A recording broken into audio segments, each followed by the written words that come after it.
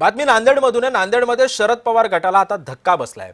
बापूसाहेब गोरठेकरांची दोन्ही मुलं आता अजित पवार गटामध्ये जाणार आहेत। उपमुख्यमंत्री अजित पवारांच्या उपस्थितीमध्ये शिरीष गोरठेकर आणि कैलाश गोरठेकरांचा शरद पवार गटाला आता रामराम केल्याचं पाहायला मिळतं।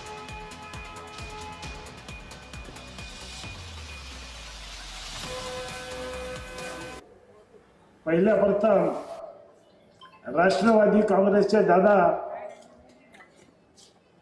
महाराष्ट्राचा सरचिटणीस असल्यामुळं या गोरठेकर घराण्याचं आणि इथं आलेल्या सर्व जनतेनं तुम्ही आमच्या पक्षामध्ये आलात त्याबद्दल पहिल्या प्रथम मी तुमचे आभार मानतो। माणसाचं जसं चारित्र्य असतं तसे त्याचे मित्र मिळतात।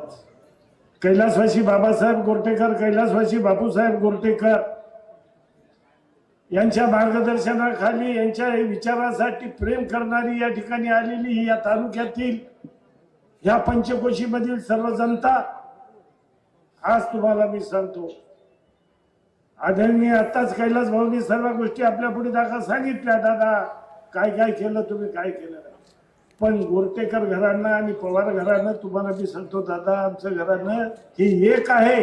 ह्या तालुक्यातील प्रत्येक